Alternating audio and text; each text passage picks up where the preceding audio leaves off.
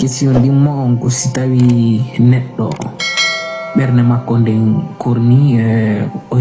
o hebbini bakkatuji si tawi no woodi ko o ñawdirta ɗum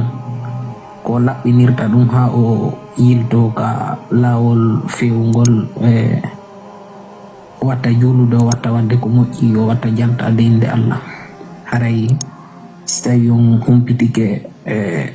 ko ɗum ɗo woni question ngan o. Assalamu aleykum wa rahmatullahi wa barakatuh. Wa aleykum assalam wa rahmatullahi wa barakatuh. mi wi on assalamu aleykum wa rahmatullahi wa barakatuhu kadi. Haray musidɓe tedduɓe on gelike landal maɓɓe ɗimmal ngal ɗo haray e weltanike ɓe e weltanike Allah subhanahu wa ta'ala. Eɗen tori Allah subhanahu wa ta'ala yo Allahu hokku en moƴƴere ko woni e diina makko kan, o hokka en moƴƴere fewndinde nden ɗo e kala aroyeyde adna e lahara, yo dande en boneji fewndiɗi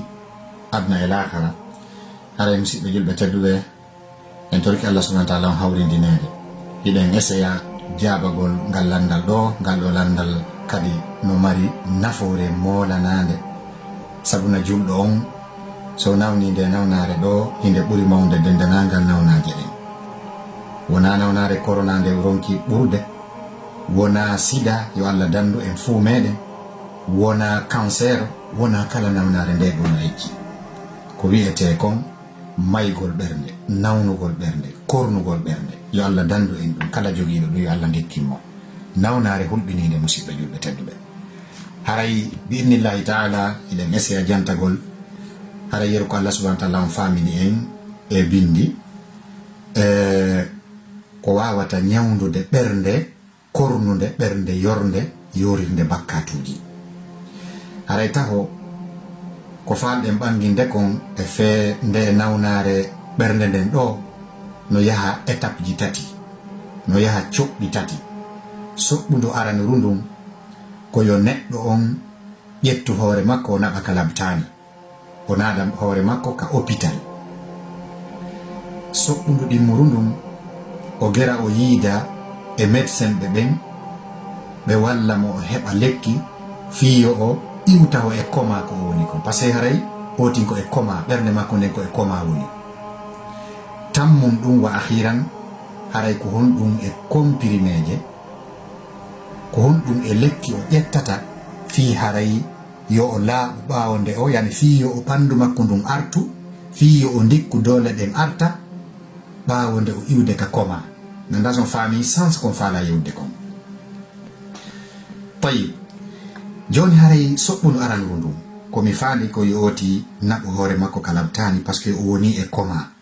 O hanno si goɗɗo yahi ha o nawni ɓeyni kaarino e koma ko inconscient, haray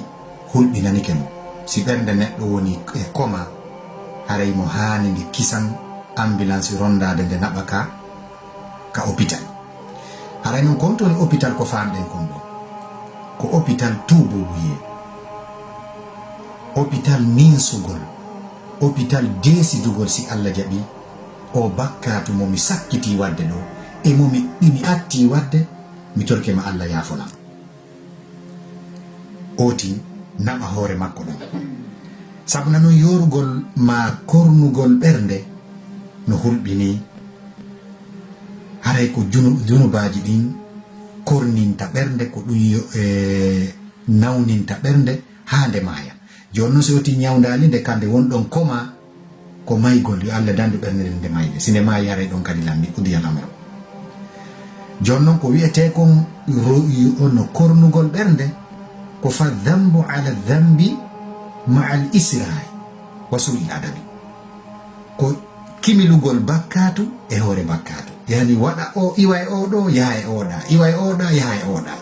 wondude kadi e deppitagol duumo e bakkatuji ɗin hara ala tuubude rutto e majji. Haray la feccere feere alana neɗɗo si tawi o hewti o étape ɗo wiɗen o naɓa hoore makko ka dambugal tuubu wiye, ka hôpital tuubu wiye. Jon noon haray ko ɗum waɗi Allah subhanahu wa ta'ala nelaɗo sallallahu alaihi wa sallam taw hiɓe maaki ka hollugol len effectivement ɓernde nde kornay nde nawna بماك إن العبد إذا أخطأ خطيئة نكتت في قلبه نقطة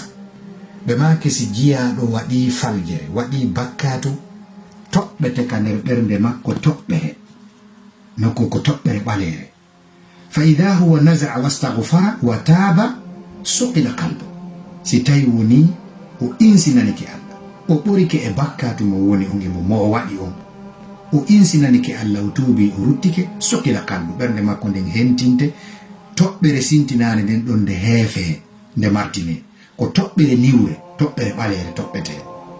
wa in aada zida fiha so fillitike waɗugol bakkatugo ma bakkatugo toɓɓere nden ɓeyde si tawi o tuubali e nden ɗon o accinde ɗon o watti goɗɗo goɗon toɓɓere nden ɓeydo hatta taaluwa qalb ha ɓernde makko nden nde heewa nelaɗo maki ha toowa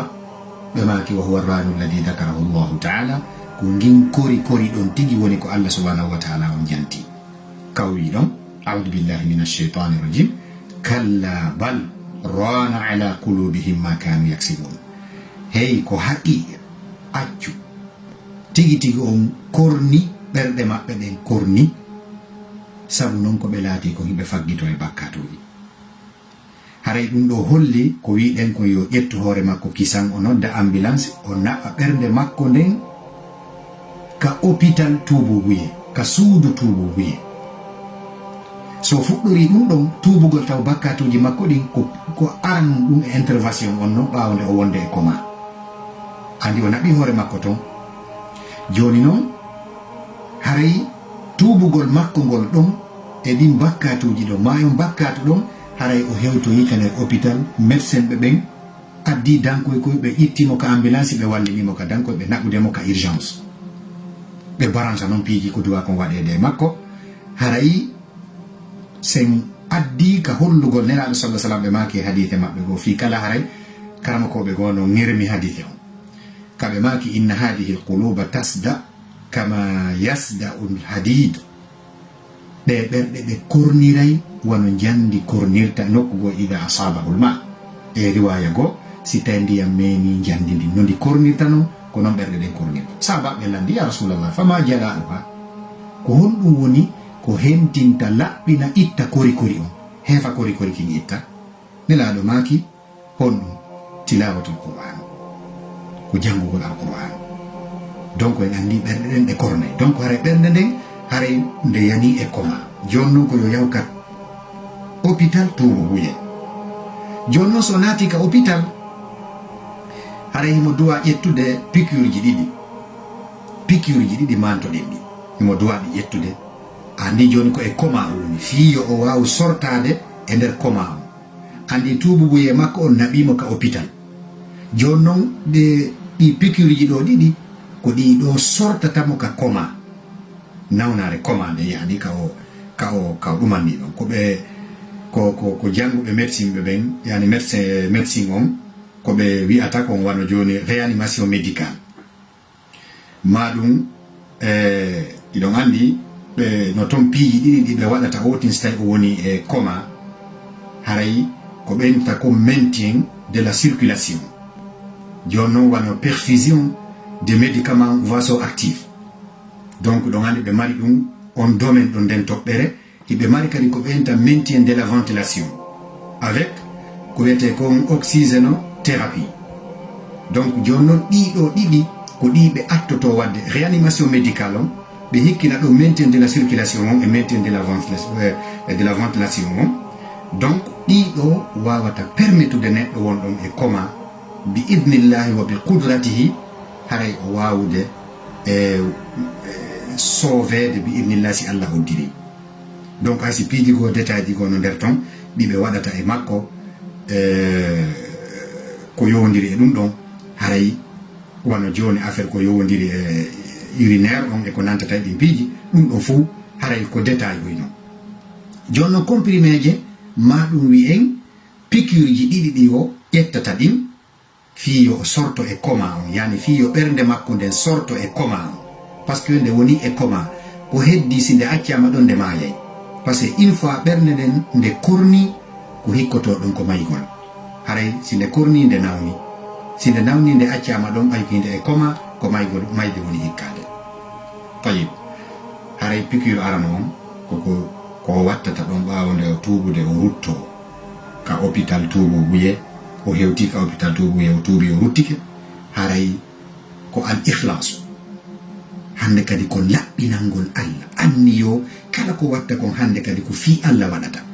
hulata goto ko fi Allah accirta piiji ɗi wona fi goɗɗo ŋermay oti wona fi goɗɗo no suti oti kala ko oti watta ko mi moƴƴere tawata ko fi Allah o laɓɓinana Allah pos annuye makko o laɓɓinana an Allah pos dewal kala ko o watta e kala kadi piihum ko mo accata o accina kadi fi Allah nduɗo piqûre si ndu o pikiindu ka ɓernde makko haray o fuɗɗoto joni hinƴude kono haray haqqille ɗen artali taw wano ko Allah wiyata kon audu billahi min alcheitani rajim qul inna solati wa nusuki wa mahyaya wa mamati lillahi rabbil alamin yeetoɓe mi in julde an ɗen e kirse an ɗen kala komi hirsata ko mi hirsanta hay fussina Allah e gurdal an ɗan fof majjam hande kadi ko Allah jiiɗan mayde an nden kadi ko Allah jeende ko Allahu jeeɗo tagore nden jeeɗum ɗo fuu hay goto mi waɗanta ɗum ɗo a partir de hande kay komi wurata ko fi Allah mi wurata simi yahay ka goɗɗo ko fi Allah mi yarata ka makko simi okkoraymo ko fi Allah mi okkortamo simi añaymo ko fi Allah mi añirtamo par ce que o jokka ko Allah ɗumanni haray na kanko mi woni añude mi feññinanamo kadi gaymugo yani ko golle makko ɗen mi añata on faami dendanangal hande kay gurdam an ɗan ko Allah jeyi mayde ande ñande mi maayo ko Allah mi fokkiti andaga fof ko ton fokkiti kono haray mi prépari valise an on et puis la sharika la wa bidhalika umirtu wa ana awwalul muslimin ko sabu ɗum kadi haray mi kafidata Allah hay e hunde ko e sabu ɗum kadi woni min o neɗɗo ɗo nawnuɗo nde nawnare nde ɓernde nawnude ɗo nde wonde o koma ɗo ko sabu ɗum woni ko mi yamira min non mi jeyama e arano e julɓe ɓe à partir de l'instant si Allah jaɓi ɓaw mi ƴetti ndu piqûre si Allah jaɓi mi jeyama e julɓe ɓe e aya go Allah faman kana yarju liqa'a rabbi falyamal amalan salihan wala yushriku bi'ibadati rabbih ahada kala faalaɗo tijjiɗo fottoygol e joomi makko o yoɓamo golle makko moƴƴe ɗe o golli ɗen ga yo o gollu golle moƴƴe go'o hara o kafi daali e Allah hay e hunde e gollal makko ngal wona fi yo goɗɗo mantumo wona fi yo goɗɗo waccumo wona fi yo goɗɗo monanomo wona fi yo goɗɗo yennumo ko fi tout simplement yo Allah welto ibtiga'u li wajhillah wa ma li ahadin indahu min ni'matin tujza illa ibtigha'a wajhi rabbil a'la wala sawfa yarda donc haray so ƴetti ndu piqûre araniru ɗo haray o fuɗɗi hinƴude ɓernde nden fuɗɗi fofude ɗo andi ko ɓenta kon ko waɗugol o tin haray coma artificiel wano fofugol ngol fof ko ɓuri kon ko appareil ji oxygéne ɓe balansata e makko wano siko toilette ɓe balansa woni e makko hara ko automatique yani fof ko artificiel en fait joni noon une fois o ƴetti ndu piqûre ɗo haray systématiquement ɓernde makko nden moitié partiellement hare nde wi ka coma o watti hinƴande hoore makko harana machine hinƴanimo o watti fofande hoore makko harana machine fofinimo woni sabu o fofude fen ɗon sa'i ɗon si yanimo kadi haray himo wawi utilise ude ɓandu makko no hayso wawata townude ndu mais kono o fuɗɗi hettude conscience makko haqqille ɗen fuɗɗi artude kono lan haltaw o yaltata ka comment hono ka coma à 100%. Piqûre ɗimmuru ndun koko wiyete ko husnul mutaba yo o moƴƴin ñentingol nelaɗo ɓawde o anniyade o laɓɓinani Allah hande kay ko wiɗen kon ɗa ko fi Allah o iwtida noon ɓaawo nelaɗo par ce que ɗum ɗa to gaynata dewal ngal ngal wonata valide hara ko laɓɓinalngol Allah ɗon tun hatti hara yaada e façon no nelaɗo rewri noon Allah e no ɓe yamiri noon ɗo a iwtiray woni ɓaawo maɓɓe ɗo wona chauffeur ma ɓorna ɓoggol ngol ka dande ma jonna nelaɗo ɓe ɗowe iwtira ɓaawo maɓɓe wota ardoɓe dey par ce que Allah no wiya ayuha alladina amanu la tuqaddimu bayna yaday illahi wa rasuli ka suratu hujurat kono yo gonɗinɓe wota on ardo Allah ardo ɗon nelaɗo makko on wota on feƴƴitoɓe yani iwtire ɓaawo rewol laawol ka Allah subhanahu wa ta'ala on tarasingol ɗon e ɗengal nelaɗo makko on sallllahu alayhi wa sallam. jonnon ko wiyete ko husnul mutaba bi an yakuna amaluhu wa i'tiqaduhu wifqa ma amara Allahu wa rasuluhu. tawata gollal makko ngal e finde makko nden koko correspondi e konko Allah e nelaɗo makko on yamiri, wono Allah subhanahu wa ta'ala wiiri noon qul in kuntum tuhibbuna Allah fattabi'uni yuhibbukum Allah. yeeto ɓe si tawi ko goonga heyi hiɗon yiɗi Allah wono wonɗon wolwude noon, awa joni fattabi'uni jokkela min Muhammadu. so waɗi ɗum aɗa récompense, yani récompense gol on ngol yuhibbukum Allah. Allah subhanahu wa ta'ala yiɗay on kanko kadi. donc ɗum woni sarti on, ko ɗum woni condition on. donc jokkugol nelaɗo sallllahu alayhi wa sallam. e aya goo inni wa ma atakum rasulu fakhudu, kala ko nelaɗo on addani on ƴette ɗum, wa ma nahakum anhu fantahu, ko haɗi on kon e mum pottite. e aya goo o inni Allah subhanahu wa ta'ala lakad kana lakum fi rasulillahi uswatun hasana liman kana yarju llah wal yawmal akhir wa dhakara Allah kathira. laatanike on e nelaɗo on e o nulaɗo Allah ñentinirgal moƴƴal, chauffeur jo ko dogina on, yonani on chauffeur jo ko iwtiron ɓaawo mum, wonande noon on faalaɗo joddi moƴƴiri ka Allah, tijjoɗo yo Allah yoɓmo golle ɗe o gollata ɗen. ko ɗon haray nelaɗo yonanta ɗum ko ñentinirta, o ñentinta c'est-à-dire koko wiyeten karama ko kaari iwtirgol madhabu kaari, c'est-à-dire na neɗɗo on wonɗa ñentinde, ko si tawi ko o wowli kon no yaadi e Qur'an e sunna, wi'a ko kaari wowli kon ɓay o addi dalil ko ɗum woni wadde, holla ko kanko neɗɗo on jokkuɗa, ko par ce que o addi dalil ka Qur'an e ka sunna. o final haray ko nelaɗo ma on jokkuɗa. ganda siɗe famodirde ɗum no serti e tamagol tun e ko yimɓe wolata tun ni tun hara dalil fus ala. en faami karama ko ɓengo janguɓe ɓen ɓe jaɓata ɗum madhabuji ɗi nayi mo kala e maɓɓe no wi min mi nela goto yo jokkan. si mi wowli goɗɗum on daari on tawi no wopodiri e ko Allah e nelaɗo makko on yewti kon, bugue min kaari ko mi wowli kon to jokkon ko Allah e nelaɗo makko on yewti kon. imam Maliki no maki ɗum, imam Abu Hanifa no maki ɗum, imam Shafi'i no maki ɗum, imam Ahmad bin Hanbal no maki ɗum, rahmatullahi ala al-jami'.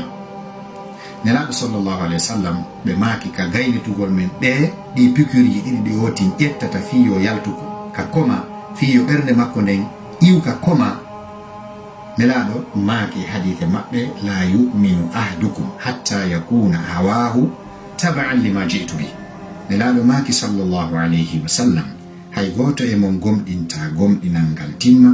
ha mbeleɗe makko ɗen laato ko welatamo kon laato koko jokki ko min Muhammadu mi addi kon. tawata ko min mi addi kon e dewe hara ko ɗum welatamo jokkugol, wona jokkugol ko woɓɓe goo waɗata, tawata no lundi min Muhammadu komi waɗi kon e komi woni wadde kon. haray o gomɗinta few. si tawi noon woni jokkugol makko nelaɗo ko waɗi kon, yeru ko o watta kon hara ko e nelaɗo mo yiɗi ñentingol nelaɗo, haray ɗon imanu makko on timmi bi idnillahi taala. tayib haray musidɓe ɗeɗo compriméje enfin ɗeɗo ma ɗiɗo piqurji ɗiɗi so ƴetti ɗiɗo bi idnillahi jalla fi ula, haray ɓernde makko nde yalti e koma, haray nde arti haqqille mayre on arti, haray a yewtiday e mayre, nde watti hiñƴande hoore mayre, nde watti memminanade hoore mayre hana goɗɗo memmininde. hande kadi hiɗa wawi iwde noon ka hôpital, andi o ti iwi ka koma. hande kay hiɗa wawi windanede lekkele ɓay ɓandu ma ndu yeɗɗiti, seeɗa wawi immanade hoorema ko woni ndu yeɗɗali à 100%, ndu dolnali taw few ndu artali niveau mayru on, hara ɗa wawi yaltude yaha ka suuduma kono yaltida noon e lekkele. docteur ɓe ɓen ɓe windante lekkele, haray noon ko ɗum e comprimé je duwaɗa yaltitude ka hôpital ka koma ɗum, ka wonnoɗa ɗum ka koma, ka urgence ɗum yalta soit yaha e ɓe waɗe chambre goo ka hôpital to nokku goo, hara ɓe tima ka urgence, ɓe tima ka appareil ji ɗi fof ɓe débranchi, haray ma arti kama, haray hiɗen ɓangina ɗo kadi ɗe julɗo on comprimé je ɗe o ƴettata, hiɗen ɓangina ɗo inchallah, hiɗen windanamo ɗo, ma hiɗen ɓanginanamo ɗo, ma ɗen lando docteur ɓe ɓen ɓe windanmo ɗo comprimé je 7 inchallah. maɓɓe o ƴettata so ƴetti ɓeɗo haray ɓandu makko ɗum hande kadi kala mo o goddi ko to o yanoyta haray doole makko ɗen arti bi idnillahi taala Allah subhanahu wa taala jonnitaymo doole makko ɗen ko no famɗen ɗum haray Allah jonnitaymo ɓernde makko nden tawata hande kay nde daroto nde kombata cheytan nde kombata mbeɗeɗe makko ɗen nde kombata shayatinul insi wal jinni tawa hande kay hay goɗɗum naati to direct yaltay kisam ɓay kan ɗum ɗo wata wiide wondema o heɓi protection wondema o watta bakkatu hande kadi na ɗum ɗon fanda par ce que na o masum hay goto wona masum anil khata'i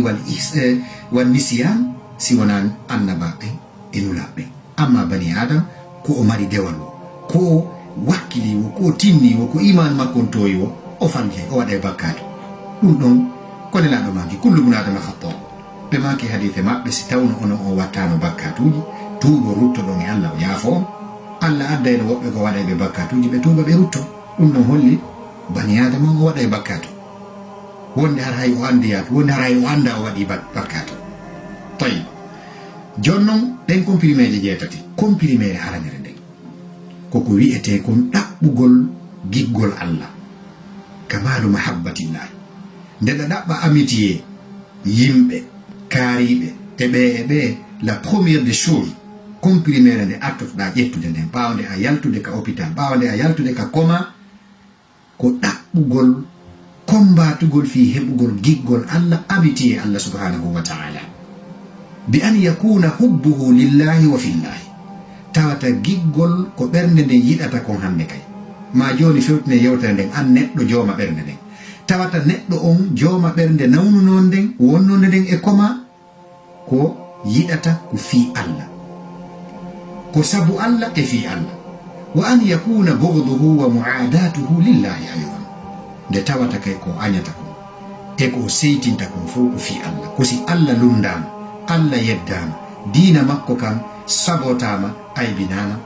jiiɓama hara ko ɗum ɗon o seytinirta o añirta kadi gollal golluɗo on wona neɗɗo on o woni añude à 100%. wono cheikh l'islam ibnu taymiya rahimahullah ɓe maaki wondema inna min a'dami wasaili ilaji lqalbi an yamtali'a qalbu l'insan bi hubbillahi taala cheikh l'islam ibnu taymiya rahimahullah ɓe maaki no jeeya e ko ɓuri mawnude e méthode ji e piiji wallayɗi neɗɗo ñawdugol ɓernde makko nden ko nde o etoto o hebbina ɓernde makko nden giggol Allah subhanahu wa taala wono Allah wi walladina amanu ashaddu hubban lillah ɓe gomɗinɓe ɓe yimɓe gomɗinɓe kamɓe giggol maɓɓe ngol ɓuri tiiɗude ko ɓe yiɗi kon Allah e di ko ɓe yiɗi ko piiji ɗin fof amitié maɓɓe on amour maɓɓe on vis-à-vis d'Allah exalté soit-il no ɓuri mawnude dendanangal piiji giggolji ko ɓe yiɗi ka hawre leydi ɗo no ɓuri mawnude ko ɓe yiɗi sonnajo maɓɓe no ɓuri mawnude ko ɓe yiɗi moodi maɓɓe no ɓuri mawnude ko ɓe yiɗi geɗalɓe maɓɓe biro maɓɓe ben maɓɓe wannas ajmain comprimére ɗimmere nden ko qira'atul qur'ani wa tadabburihi wa fahmi maani hande kadi so alano jangude maɗum haysimo jangude no comprimére ɗimmere nde o ƴettata nde fiyo doole ɓeydo hande kadi ka ɓernde makko nawnonode wonde koma haray ko ɗuɗɗingol jangugol qur'an e taskagol médita alqur'ana o e etagol faama filo alqur'ana o sabu o hadithe mo jantiɗe nane ɓayne laaɗo maaki ɓerɗe ɗen ɗe korniray wono jandi kornirta se ndiyam memidi sahabaɓe landi ko honɗum heefatani ko honɗum laɓɓinta jandi ɗin itta korikori on ma itta korikori on e ɓernde nden ɓe maaki ko tilawatul qur'an ko jangugol alqur'an andi ɗum ɗo ɓeyday hentingol ɓernde nden ilmina ɓernde nden hentina nde laɓɓina sabuna alqur'an ko nurun wa shifa alqur'an ko lumiére ko médicament ko lekki wa shifa'un lima fi suduri alqur'ana wi ɗum ko qur'an ko shifa'un lima fi sudur ko ñawdigu ko médicament ko lekki ko woni kon ka nder ɓernde yani ɓernde neɗɗo on ñawday nde comprimére tammere nden ko neɗɗo on ƴettata kadi ɓawde o yaltude ka hôpital ɓawde o sortade e coma ko attaqarrubu ila llahi binnawafili ba'da alfaraid ko yo o tinno non joni o hebbina naafilaji ɗin ɓawo nde o tottude farillaji ɗin. Naafilaji julɗe so juuli farilla julɗe ɗen o eto o waɗa naafila julɗe ɗen, so waɗi suumaye o eto waɗugol naafila suumaye tenen e alkamisa sappo e tati sapponeje kala lewru e arafa ashura e ko nantata sifa ɗin piiji hajju ngu kay so hajjoy si feere heɓike kadi o waɗi hajju farilla ngu o yiltito o hajjoya une deuxième fois une troisième fois o yaha waɗugol umra. Zakka on so itti zakka makko on simo mari jawdi o hande kadi o ɓeyta kadi sadakaji o okkora miskinaɓe simo mari moyen o wallito tampuɓe haray ɗum ɗo wonte sadaka naafila zakka naafila walumma jarra etc. Sabuna noon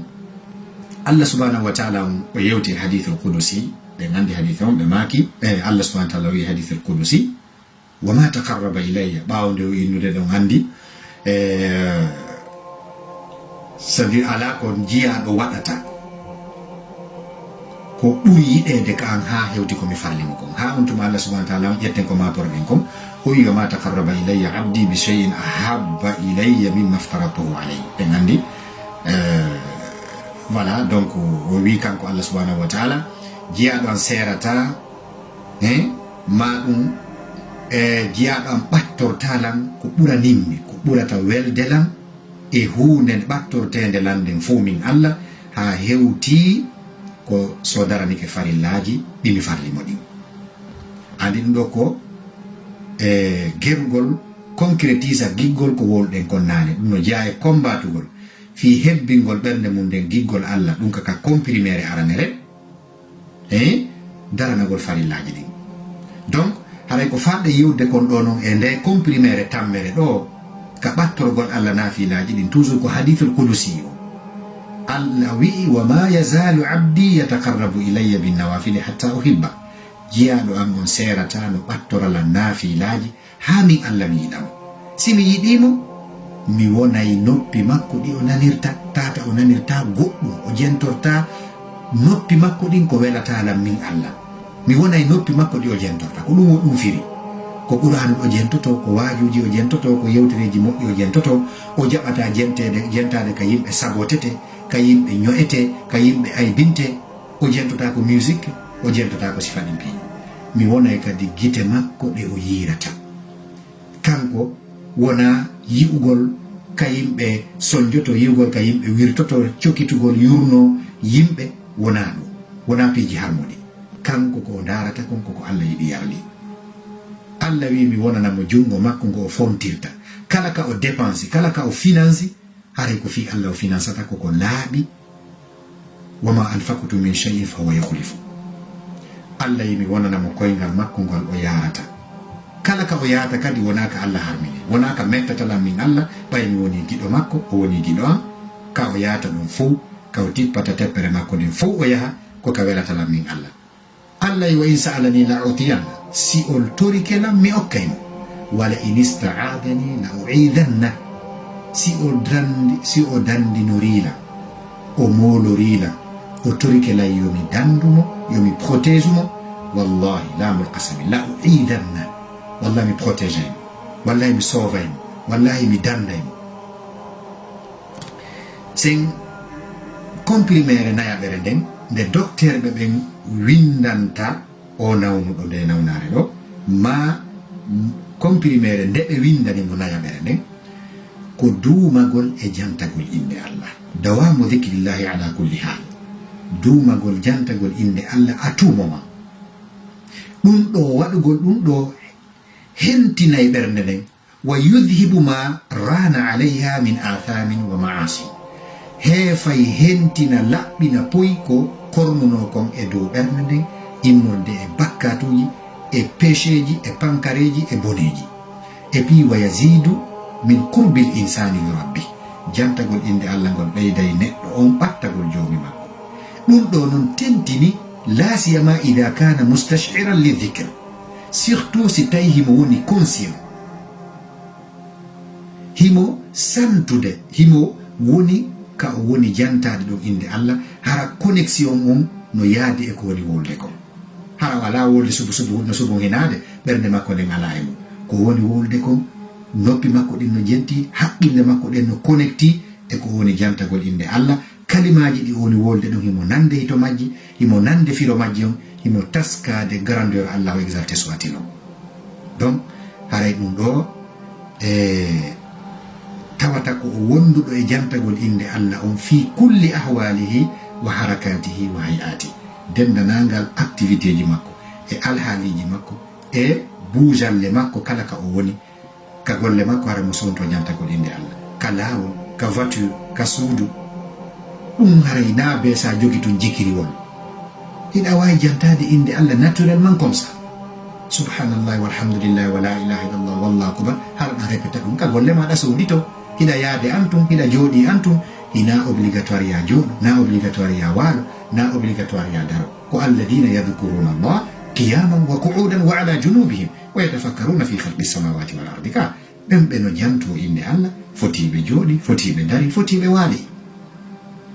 Allah subhanahu wa ta'ala wi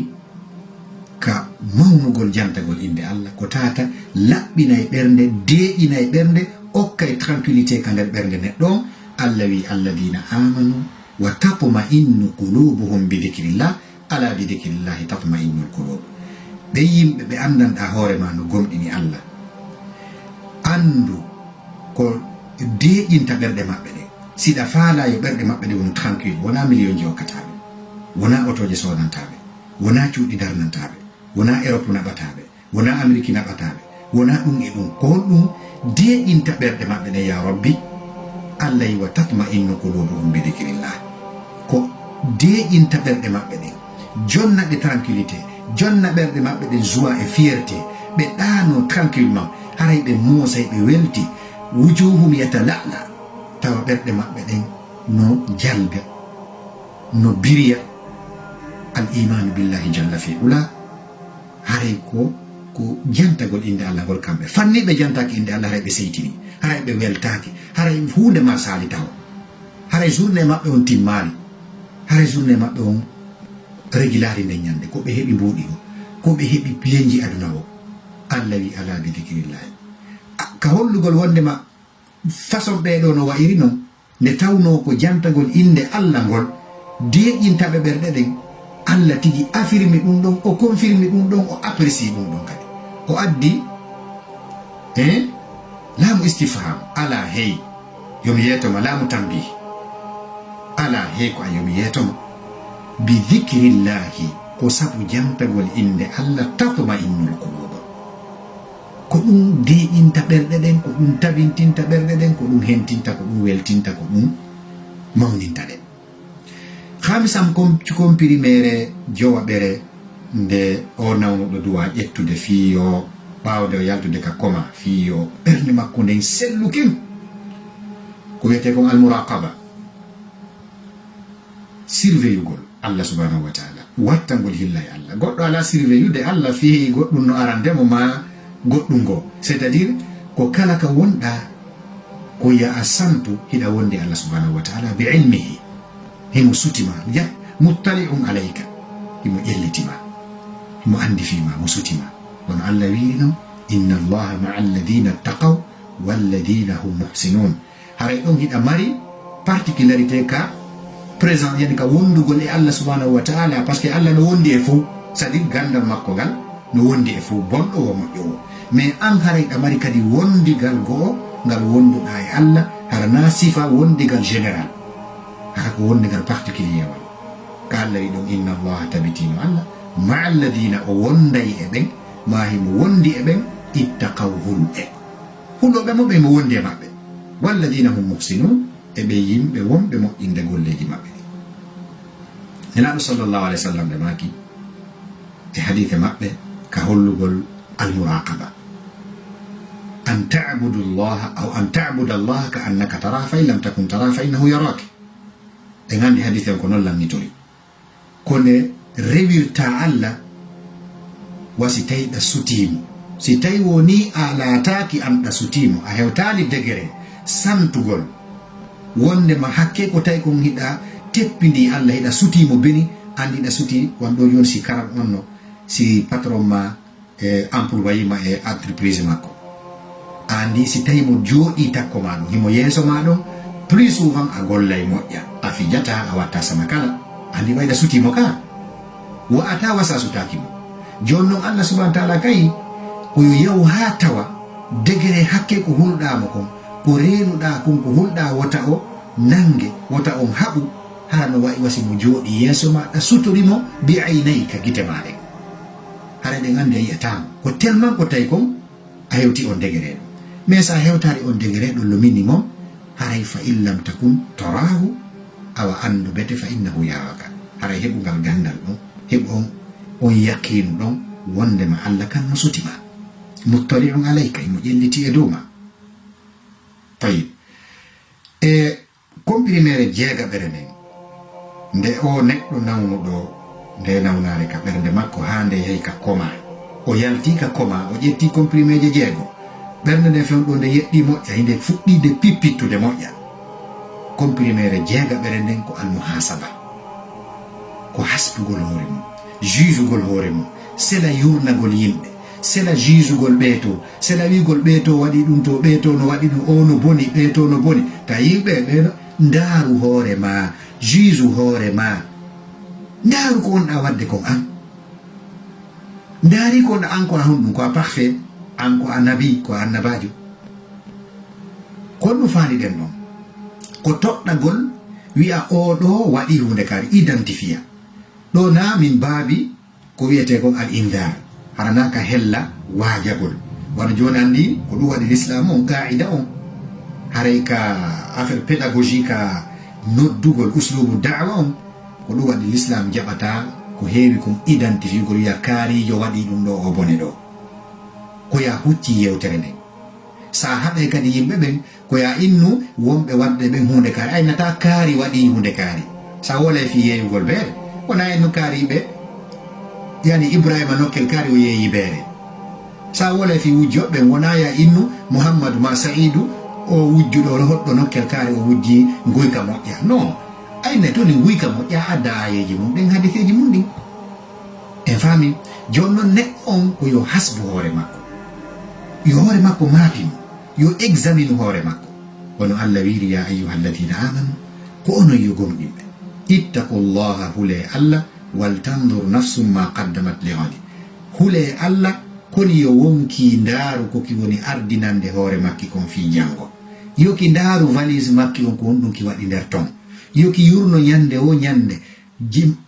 kala si weeti ha niɓɓi nde neɗɗo no waalo yo hasbi hoore makko ko no waɗi nder ñallal ngal ko ɗum waɗi ɓe inni ma min yawmin yanshaqu lfajr illa wa yunadi qailan ya bna adama ana halqun jadid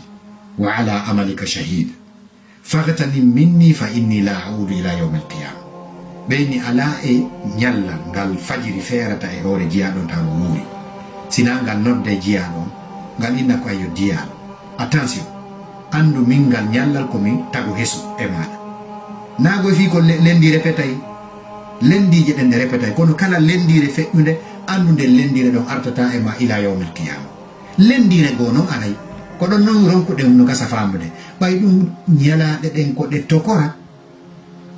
sikken ko ɗe goote non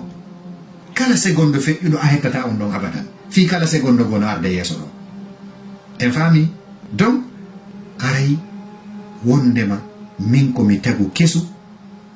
wa ala amalika shahidu e dow golle maɗen miɗo seediti o wi'a fagtani minni ñallal ngal ya koni profitu e an alɗinoran waɗu e an golle moƴƴe yooɓinalam mi naɓorane ka fokkituɗa toon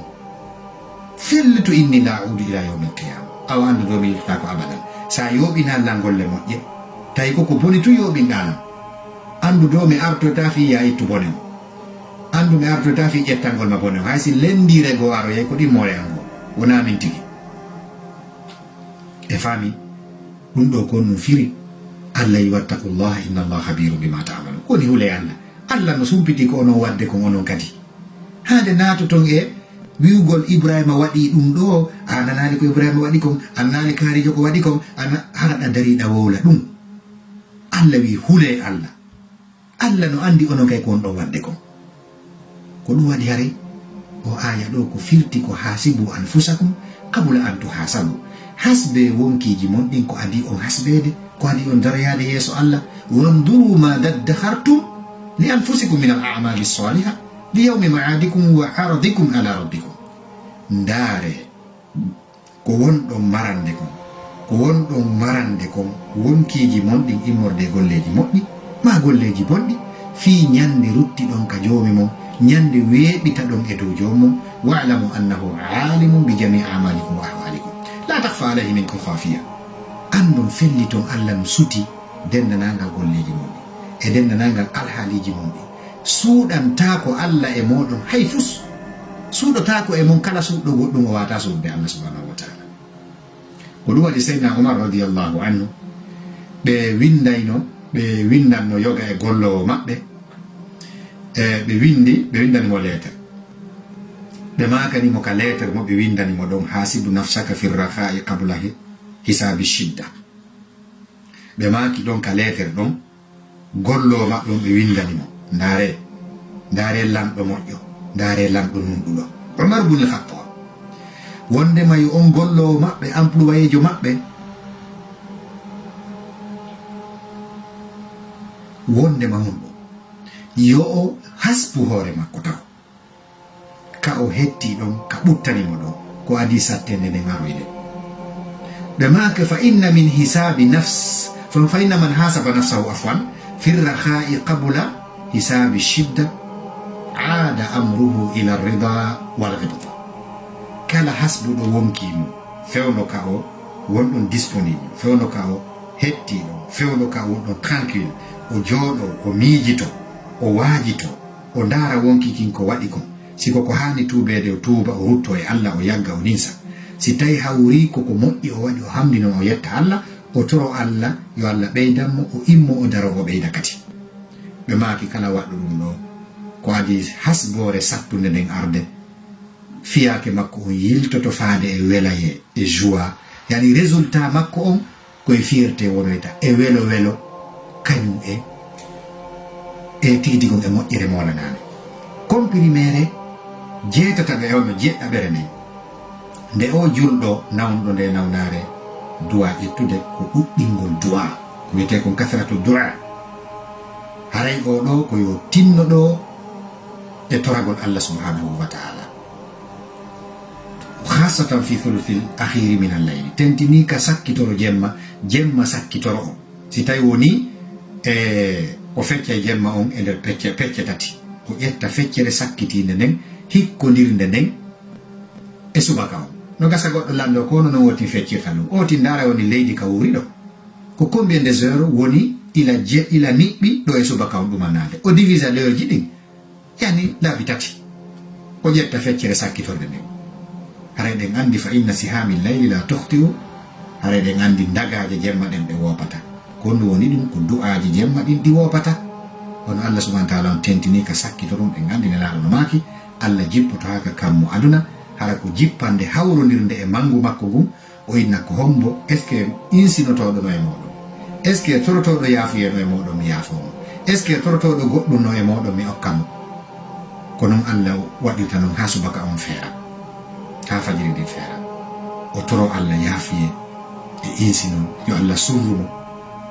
wono Allah subhanahu wa ta'ala on ɗen andi mawnugol du'a mo wi e aya o qul ma ya'ba'u bikum rabbi lawla du'aukum. yeetoɓe Allah haajetanoke e moɗon sinano ko wonno ɗon torade mo ko. Allah kan sa torakimo o seytinante, min noon sa tori kilan hayde wotere mi seytinante, nda noon fi sa waɗi laabi ɗiɗi ma laabi tati ma ñande o. Allah noon chaque seconde sa torikimo haray no fanɗi, haray o ɓudduma weltanade, o ɓurtete kadi ɓannude, o anda ɗa haton jine ko jogi kon, par ce que ko jogi kon mo faala tun haton jinɗo e mum o ƴetta o hibba e makko. e aya go Allah wi qala du'uni astajibu lakum, Allah wi noddela mi jaabo. e aya go o wi idha sa'alaka ibadi anni fa inni qaribun ujibu da'wata da. si jiyaɓe am ɓe landike ma fi am yeetoɓe miɗo ɓatti, komi jaabino kadi du'a nodduɗo, kono ko ida da'ani. haray ɗum moƴƴere lannata e ɗi du'aji e nde comprimére jeɗɗaɓere ɗo. comprimére jeetataɓere nden wa akhiran nde julɗo on duwa ƴefte hay so tawi woni compriméje ɗen no ɗuuɗi kono e yondinora e ɗeɗo jeetati haray ɗuuɗi yewtere men nde nde juuti kono haray on yaafoto masalaji go ko maɗi juuta tentini sifa ɗum ɗo comprimére jeetataɓere nden ko ñammingol ñaamete e holtingol holɓe e ɗuɗɗingol sadaka wono Allah wiri hudu min amwalihim sadaqa andi ɗum ɗo kay ko jeeyaɗum ko laɓɓinta ko fuuti jeeyaɗo e laɓɓinayi ɗo ɓernde nden ƴettu immorde jawle maɓɓe ɗen sadaka tutahhiruhum mo laɓɓinirtaɓe sabu muɗum watu zakkihim biha hentiniraɓe heefiraɓe mawniniranaɓe baraji ɗin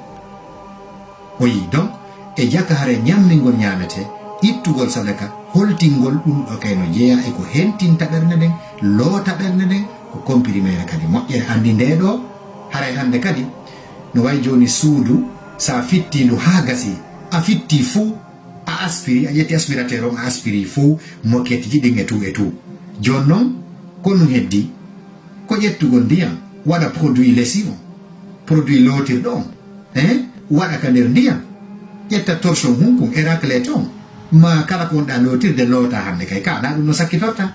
ko ɗum waɗi si sakkitorɗe nde ɗo toɓɓere joni andi haray hande kay a ƴetti fuuti e sabunde a loota woni hande kay kala tuukoy e nduggu hal ko samiti ka ɓernde to bi'idnillahi taala on Allah subhanahu wa taala yewtiri wa yutimuna at-ta'ama ala hubbihi miskinan wa yatiman wa asira innama nutimukum liwajhi llahi la nuridu minkum jazaan wala shukura Allah manti ñamminoɓe ñamete donc hara en andi ɗum ɗo musidɓe julɓe tedduɓe e wa akhiran ko gaynitorten ka khulasa ka résumé en andi e jaka ñawnugol ɓernde nden e immorde nawnaje jantaɗe ɗen ɗo haray feccere feere ala ko ma oti laɓɓina ɓernde nden immorde junubaji mawɗi ɗi ande resima woni no e miijitagol fi bawɗe Allah ɗen doole makko ɗen e mangu makko ngo e duumagol e ɗoftare Allah ka aduna wurnitirgol aduna on dewal fi ñande yawmal qiyama e waɗugol aduna on laawol lumbirgol rewrugol fi yahugol ka lahara hiɗen andi koye fuu rew ko laawol rewringol yahugol lahara kono hara na yaadu o yaadu hara yaadu ma ɗum ko yaadu voyage labaɗo ko ɗum woni jogitagol aduna on laawol yaarugol lahara tawata noon ko bi imanin kamilin hara ko wondude imanu timmuɗo wa yaqinin sadiqin wondude kadi e pellital goɗugal décision ferme wa mudawamati ala taa fi lhududi lmashrua duumagol e dow dewe ɗen hara ko e hoore limiti shar'inaɗo on kadi na yotin exagére kadi de ɗum ɗon kadi jeeyaka ɗen andi ka diina wigol mi hoore hande kay mi huntota ko abadan jemma o fof mi naafay déjà hay mi tertike fi kala ko empêchata lam mi gollata hande kay ɗum ɗon haray ko exagére gol ɗum ɗon tawaka to na sunna noon donc en andi haray ɗum ɗo no jeeya e muɗum e jantagol inde Allah e ittugol sadakaji e ñammingol ñameteji e jangugol Qur'an e immagol jemma naafa e ko nantata e ɗiɗo fuu e laɓɓinangol Allah dewangal e ñentigol nelaɗo sallllahu alayhi wa sallam ɗiɗo piiji fuu en andi e jakka ko mbiiji moƴƴi e ko hina ɗiɗo haray musidɓe julɓe tedduɓe otin woɗɗito noon e shahawuji ɗi woɗɗito noon e geddi ɗi kombata ɗi sakkoɗi kala kadi iwrata ɗon gera évita sakko ngal dambugal ɗon ferma ngal dambugal ɗon si tawi ko e ɗimmoɓe ma gera tigi tigon évitaɓe tawi ko kamɓe addante o bone ɗo fiwota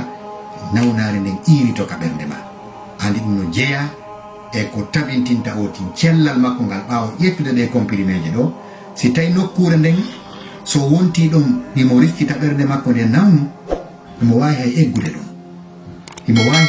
ɗon kala en fait ka raɓɓinɗingol kala ko tawata hande kadi nawnintina e ɓernde nden artirayde e nawnare mayre ko nde nawnuno kon oti eto évita ɗum ɗon sakko ɗum ɗon baara ɗum ɗon hara musidɓe julɓe tedduɓe juuti kono ko ɗum ɗon fanno e ɓanginande ɗo wodi puiji buyi hanuɗi yewtede haray si tawi naninike faminike yaadi e sawaba ko immorde Allah bimannihi wa tawfiqi en weltanikemo en torikemo yo ɓeydan en en yettimo en torikemo yo ɓeydan en si laaɓani